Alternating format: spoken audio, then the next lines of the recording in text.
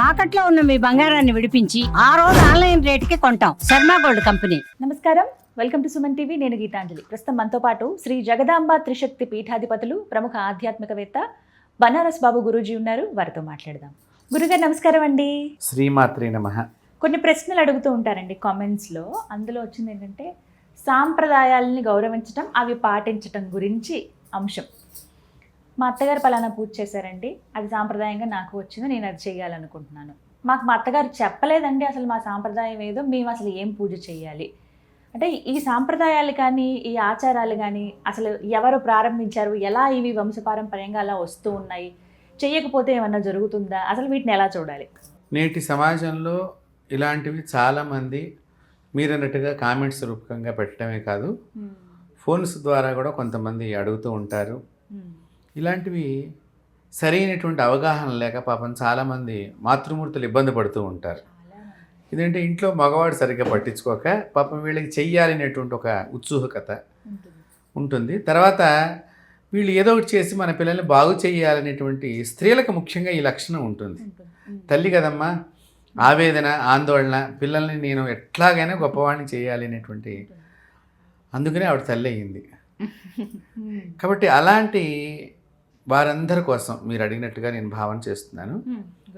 ఇంటి ఆచారం ఏమిటి, అసలు వీళ్ళు ఎక్కడ వాళ్ళు ఏమిటి అని మనం ఆలోచన చేస్తే మా దగ్గరికి కూడా చాలామంది మీరు అడిగినట్టుగా మా దగ్గరికి వచ్చేవాళ్ళు వస్తారు, అడుగుతారు కూడా. చాలా సందేహాలు ఇందులో. ఇట్లా వచ్చినటువంటి వాళ్ళు ఒక్కొక్కసారి మేము వారిని అడుగుతాం, మీ పేరేమిటి అని. వాళ్ళు చెప్తారు. మీ అమ్మగారి పేరేంటి, మీ అమ్మమ్మ గారి పేరేంటి, ఇవన్నీ అడుగుతూ ఉంటే అంటే మాకు భగవంతుడి దగ్గర నుంచి సమాధానం లభించేదాకా వెళ్ళి మేము ప్రశ్నలు అడుగుతూ ఉంటాం. వాళ్ళు అంటారనమాట, గురుగారు ఈ పేర్లన్నీ ఎందుకు మీరు అడుగుతున్నారు అని చెప్పేసి. అప్పుడు మేము ఎందుకు అడుగుతామో వారికి తెలియదు, వాళ్ళకొక ఎందుకు అడుగుతున్నారు ఏంటో అన్నట్లుగా వాళ్ళు అడుగుతూ ఉంటారు. నేను చాలామంది దగ్గర వాళ్ళు ఇట్లా బాధపడుతూ వచ్చిన వాళ్ళ దగ్గర నేను అబ్జర్వ్ చేస్తే అమ్మవారి దగ్గర నుంచి నాకు వచ్చినటువంటి సమాధానాన్ని మీతో పంచుతున్నానమ్మా. వాళ్ళు ఇట్లా పేర్లు చెప్పిన తర్వాత వాళ్ళు మాది పలానా ఊరండి అని చెప్తారనమాట. మీ ఊరు అది కాదు అని నేను అంటాను. లేదండి, మా మావయ్య గారు అక్కడే పుట్టారు, మా బాబాయ్లు అక్కడే పుట్టారు, మా అమ్మాయి అక్కడే పుట్టిందని. లేదమ్మా, అంటే మీరు ఇక్కడి నుంచి ఇది మీకు 3వ ఊరు, అతపూర్వం ఈ పలానా చోట నుంచి ట్రావెల్ చేసి ఇది మీకు 3వ ఊరు, కాబట్టి ఇదేదో కనుక్కొని రండి అని చెప్తే చాలామంది అలాగా వచ్చి గురువుగారు క్షమించండి మీరు చెప్పిందే నిజం అన్నటువంటి వాళ్ళు చాలామంది ఉన్నారు నా దగ్గర. ఇప్పుడు ఏంటంటే చాలామంది ట్రావెలింగ్ ద్వారా వారి వారి సంప్రదాయాలను కోల్పోయిన వాళ్ళు చాలామంది ఉన్నారు. వలస వచ్చేస్తారు. ఎస్, మీరు అన్నది కరెక్ట్. వలస రావటం ద్వారా కానివ్వండి, ఏదైనా ఉద్యోగార్థమే కానివ్వండి, లేదా వివాహానంతరం ఇంకో ప్రాంతం నుంచి ఇంకో ప్రాంతానికి వెళ్ళిపోవటం కానివ్వండి, ఇలా జరుగుతూ ఉంటుంది. ఇప్పుడు ఇలా ఇది కాకుండానమ్మా పూర్వకాలంలో ఎలా ఉండేదంటే, ఇప్పుడు ఒక పెద్ద కుటుంబం దగ్గర, కాస్త ధనవంతుల కుటుంబం దగ్గర వారి పనివాళ్ళు కానివ్వండి, వారి పొలం పని చూసేటువంటి వాళ్ళు కానివ్వండి, లేకపోతే వారి ఇంట్లో ఏదైనా బట్టలు ఉతికేటువంటి వాళ్ళు కానివ్వండి, ఏదైనా అందరూ కూడా ఒక పంచన ఉన్నట్టుగా వారింటికే ఉండేవాళ్ళు పూర్వకాలంలో. ఇప్పుడు వీళ్ళు ఇక్కడి నుంచి ఏదన్నా వెళ్ళిపోవాల్సి వచ్చింది అనుకోండి, ఇక్కడ వాళ్ళకి కలిసి రాల పంట, వీళ్ళందరినీ కూడా కుటుంబంలాగా పక్క ఊరు పట్టుకెళ్ళేవారు. ఇలా కూడా జరిగినాయి కొన్ని సందర్భాలు. ఈ జరిగినప్పుడు ఏమవుతుందంటే, ఇప్పుడు ఇక్కడ ఉండంగా వీళ్ళకి ఒక దేవత ఉంటుంది, ఈ ఊళ్ళో ఉండంగా ఈ దేవతారాధన అక్కడికి ఊరికి పోయినా కూడా చేసేవారు. సో అక్కడ ఒక చెట్టు దగ్గర, ఒక కొండ దగ్గర ఏదో వీళ్ళు ఒక దేవతని పవిత్రమైన ప్రదేశంలో పెట్టుకుని ఆరాధన చేస్తూ ఉండేవాళ్ళు. అయితే ఆ ఊళ్ళో వాళ్ళకి ఈ దేవత కొత్తగా కనిపిస్తుంది. మీరు గమనించారా లేదు? ఇలాగా ఈ దేవతల యొక్క ప్రయాణం కూడా ఇలా జరిగింది ఈ మనుషుల ద్వారా, ఒక రకంగా చెప్పాలి అంటే. అందుకనే మనకి అక్కడక్కడ కూడా కొన్ని చోట్ల ఈ దేవతలు సేమ్ అదే పేరుతో దేవాలయాలు మనకు కనిపించడానికి గల కారణం కూడా ఈ విధంగా అన్నమాట. ఈ విధంగా కొంత సంప్రదాయాలు ఆ ఊరికి అట్లాగా ఇక్కడ చేస్తున్నప్పుడు వీళ్ళు మళ్ళీ ఈ ఊరు వచ్చినప్పుడు బాగా ఎదిగారు అనుకోండి, అప్పుడు చుట్టుపక్కల వాళ్ళందరూ వీళ్ళు ఏదో పూజ చేశారు ఆ దేవతకి, వీళ్ళకి బాగా కలిసి వచ్చింది, ఏమిటండి మీరు చేసిన పూజ అని అడుగుతారు. చెప్పండి అని అడుగుతారు అంటే అది గొమ్మ మాకు కొండాలమ్మ తల్లి ఉంది, మా ఎలువెల్పు అని ఏదో ఒక అమ్మవారి పేరు. ఇప్పుడు నేను కొండాలమ్మ తల్లి అనేది ఒక పేరు చెప్పాను మీకు, ఇంకొకరికి తలుపులమ్మ తల్లి ఉంటుంది, ఇంకొకరికి మైసమ్మ తల్లి ఉంటుంది, ఇంకొకరికి రేణుక ఎల్లమ్మ తల్లి ఉంటుంది. ఇలాగా వాళ్ళు చెప్పినప్పుడు మీకు అప్పటిదాకా అసలు ఆ దేవత ఎవరో తెలియదు, మీరు విని ఉండరు ఒకసారి, ప్లస్ మీకు కూడా అసలు ఆ దేవత విషయాలు కూడా తెలియవు. ఇప్పుడు ఇక్కడికి వచ్చేసరికి ఏమైంది, వీళ్ళు చెప్పంగానే అయ్యో నేను కూడా బాధపడుతున్నాను కదా, వాళ్ళకి బాగా కలిసి వచ్చింది కదా చేస్తే, సో నేను ఆ దేవతని ఆరాధన చేద్దాము అని వీళ్ళు బయలుదేరుతారు. ఇక్కడ జరుగుతున్నటువంటి కొన్ని లోపాలు కూడా ఉన్నాయి. ఏంటండి లోపం? అంటే ఈ దేవతను పూజ చేయడం వల్ల తప్పు కాదు, ఈ దేవతను నమస్కరించడం చేయడం తప్పు కాదు, కానీ అసలు మీరు నిత్యము కొలిచే దేవత మీ ఇంటి దేవతను వదిలేసి కొంతమంది ఈ కొత్త దేవుడు అన్నట్టుగా కొత్త కొత్త దేవతలను ఆరాధన మొదలు పెడుతున్నారు. ఇది ప్రమాదం, అది తప్పు, అలా చేయకూడదు. మీ ఇంటి దేవుడిని కొలుస్తూ ఇక్కడున్న అమ్మవారికి మీరు పసుపు కుంకుమ సార ఇవ్వటంలో తప్పు లేదు, కానీ మీ ఇంటి దేవుడు ఎవరు, వారి యందు మీకు విశ్వాసం పరిపూర్ణంగా ఉండాలి. ఇది వీక్షకులు ముందర గమనించాలి. చాలా మందికి తెలియదని సమాధానం ఇస్తున్నారండి. ఇప్పుడు దేవుడు తెలియదండి ఎవరో అని. ఒక్క మాటమ్మా, నేను ఇట్లా అంటున్నాను మీరేమనుకోవద్దు. మీకు వీకెండ్ వచ్చింది, మంచి హోటల్స్ ఎక్కడున్నాయి చెప్పండి. టక్కున ఇంటి చుట్టుపక్కల కానీ ఎప్పుడు వెళ్ళేదేమన్నా మీరు సెర్చ్ చేస్తున్నారా లేదా ఫోన్లో పట్టుకుని? మరి దాని మీద ఇంట్రెస్ట్ ఉండబట్టేగా నువ్వు సెర్చ్ చేసింది. మరి ఇంటి దేవుడు ఎవరు మనం తెలుసుకోవాల్సిన బాధ్యత ఎవరు సెర్చ్ చేయాలి? మనమేదే ఉంటాం. మరి మీరు సెర్చ్ దాని గురించి చేయకుండా ఈ విషయంలో అయితే సెర్చింగ్, ఎక్కడైనా మంచి చీరలు అమ్ముతారంటే సెర్చింగ్లు, బంగారం ఎక్కడ డిజైన్ మోడల్స్ బాగున్నాయి అంటే తిరగటానికి ఓపిక వస్తుంది, ఇంటి దేవుడు ఎవరో తెలుసుకోవటానికి ఓపిక లేదు మనకి. ఇలా అంటున్నాను, వేరేగా అనుకోవద్దు. అంటే కనీసం ఆధారం కూడా లేదండి మాకు, చెప్పేవాళ్ళు ఎవరు లేరు అనేవాళ్ళు కూడా ఉంటారు. వాస్తవం, చెప్పేవాళ్ళు ఎవరు లేరు అని అనుకున్నప్పుడు మీరు ఏ జిల్లా వాళ్ళు, దాన్ని బట్టి దేవతలు బయటకు వస్తారు. ఓ అలా తెలుసుకోవచ్చు. ఇప్పుడు మనకి యాదగిరిగుట్ట లక్ష్మీ నరసింహస్వామి వారు, ఇక్కడ ఉండే వాళ్ళందరి పేర్లు ఏముంటాయమ్మా? యాదగిరి, యాదయ్య, యాదమ్మ, యదుభూషణ్, ఇట్లా యా అనే అక్షరంతోనే మీకు పేర్లు ఉంటాయి. మీరు బాగా గమనించండి. ఇప్పుడు తిరుపతి వెంకన్న కంటే వాళ్ళకి యాదగిరిగుట్ట లక్ష్మీ నరసింహస్వామి పెద్దగా కనిపిస్తారు. మనం అనుకుంటాము అయ్యో తిరుపతి వెంకటేశ్వరం అంత పెద్దవాడు కదా, గొప్పగా వాళ్ళు వీళ్ళు దండం పెట్టట్లేదు ఏంటి అని అనుకుంటాం. కానీ వీళ్ళకి ఇక్కడ ఆయన ప్రథమంచ దేవుడు. ఈ క్షేత్రానికి, తెలంగాణ రాష్ట్రం మొత్తానికి కూడా యాదగిరిగుట్ట లక్ష్మీ నరసింహస్వామి నాయకుడమ్మ. అంత గొప్ప ప్రాధాన్యత కలిగినటువంటి వాడు, ప్రధానమైనటువంటి వాడు. విష్ణు శక్తిగా ఇక్కడ కూడా మీరు గమనించాల్సింది, శక్తి ఒకటే, రూపాలు వేరు, నామాలు వేరు. కాబట్టి ఇలా ఉంటుంది.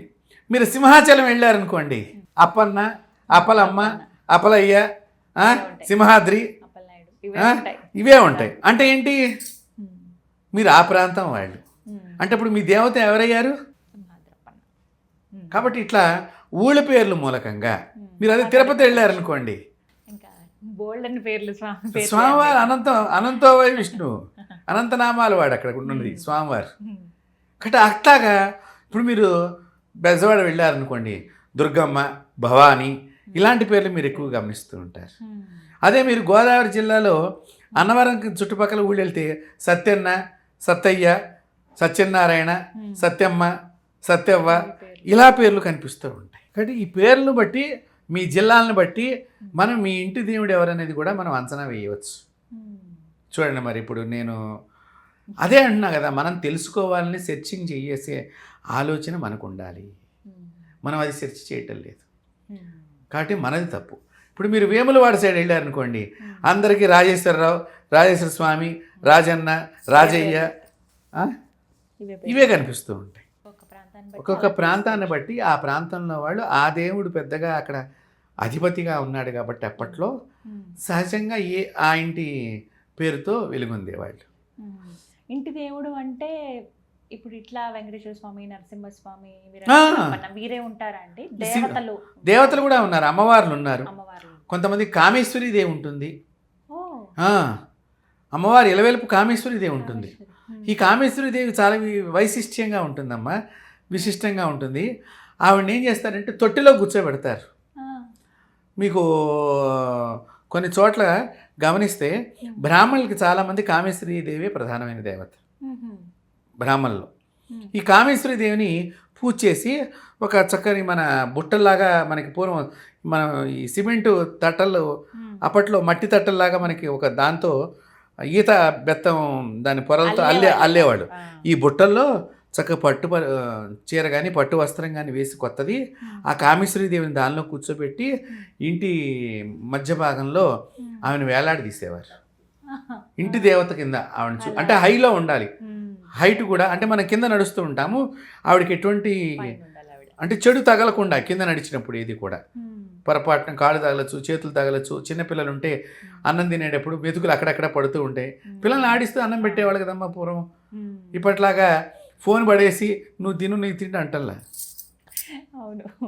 అప్పట్లో చక్కగా ఒక చందమామ కథ, ఒక రాముడు కథ, ఒక కృష్ణుడు కథ, ఒక శివయ్య కథ, ఓ దుర్గమ్మ కథ చెప్తూ అన్నం పెట్టేవాళ్ళు. అతను చక్కగా అంత అన్నం తిన్నారు, భీముడిలాగా ఉన్నారు అప్పట్లో పిల్లలు. కాబట్టి ఇది మనం తెలుసుకోవాలి, మన ఇంటి ఆచారం ఏంటి. మ్మ్. ఇట్లా కామేశ్వరి దేవి చాలామందికి ఇలవేల్పుగా ఉంది. కొంతమందికి రాజేశ్వరి దేవి ఇలవేల్పుగా ఉంది. ఓ. కొంతమంది లలితాదేవి ఇలవేల్పుగా ఉన్నది, లలిత అమ్మవారు. లలిత అమ్మవారు. ఆ. కొంతమందికి ఈ శక్తి దేవతల్లో కాళికాదేవి ప్రాధాన్యంగా ఇలవేల్పుగా ఉంటుంది. మీరు బెంగాల్ ప్రాంతం పోయారనుకోండి, అక్కడ కాళీదేవత చాలామందికి ఇలవేల్పుగా ఉంటుంది. కాబట్టి మీరు ఒరిస్సాలో కొంత ప్రాంతం పెడితే బగళాముఖి దేవి ఇలవేల్పుగా ఉంటుంది. మ్మ్. కాబట్టి ఇలాగా మనం చెప్పుకోవచ్చు. ఇంకా చెప్పాలి అంటే కొంతమందికి నాగదేవత ఇలవేల్పుగా ఉంటుంది. నిజం గురువు గారు, చాలా మంది నేను గమనించాను, చూసాను. తర్వాత సుబ్రహ్మణ్యేశ్వర స్వామి ఇలవేల్పుగా ఉండేవాళ్ళు ఉన్నారు. మ్మ్. ఇవన్నీ ఎందుకు వచ్చినాయి మీరు గమనిస్తే, ఇది ఆదిశంకర భగవత్పాదుల వారు, మ్మ్. శంకరం శంకరాచార్యం, మ్మ్. శంకరుడే సాక్షాత్తు విశ్వనాథుడే, స్వామి. కాశీ విశ్వేశ్వరుడే, కైలాసనాథుడే ఆచార్యుడిగా పుట్టినటువంటి ఈ భూమి. ఆ సమయంలో పాషాండ మతాలు 72 మతాలు విజృంభిస్తున్నాయి మ్మ్. ఈ దేశంలో. నేను నాది, నేను నాది, నువ్వు తక్కువ, నువ్వు తక్కువ, ఇలాంటి భావనలతో ఉన్నప్పుడు అవైదిక మతాలన్నిటినీ కూడా మ్మ్.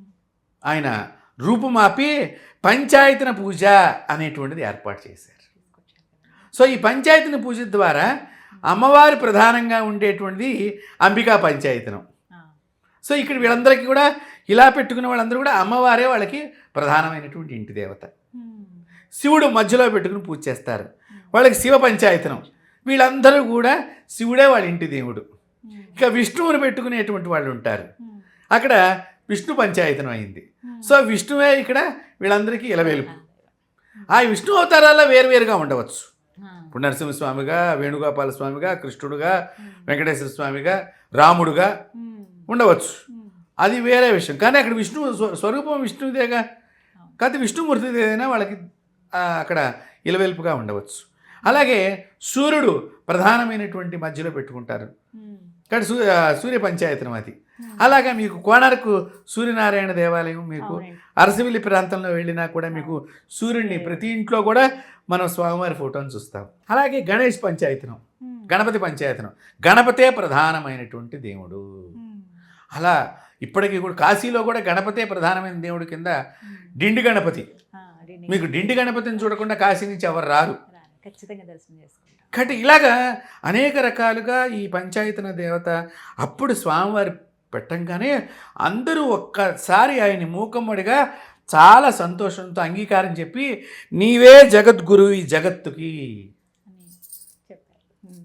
అప్పటి నుంచి అసలు అంత పూర్వము వేదవ్యాసుల వారు జగద్గురువుగా ఉండేవారు. మ్మ్. వేదవ్యాసుల వారి తర్వాత మళ్ళీ జగద్గురువుగా ఈ జగత్ అందరి చేత పూజింపబడ్డవారు ఎవరైనా ఉన్నారు ఈ సృష్టిలో, ఈ భూమిలో అంటే వారే శంకరాచార్యులు వారు.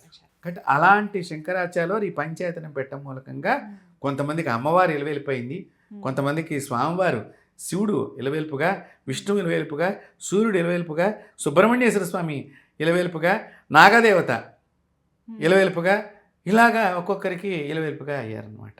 కాబట్టి మీ ఇంటి దేవుడు ఎవరు అనేటువంటి దానిలో మీరు తెలుసుకునే ప్రయత్నం చేయకపోవటం అది మీ తప్పు అవుతుంది తప్ప, అదేదో మా అత్తగారు చెప్పలేదండి అని మాత్రం ఎప్పుడు చెప్పకూడదు.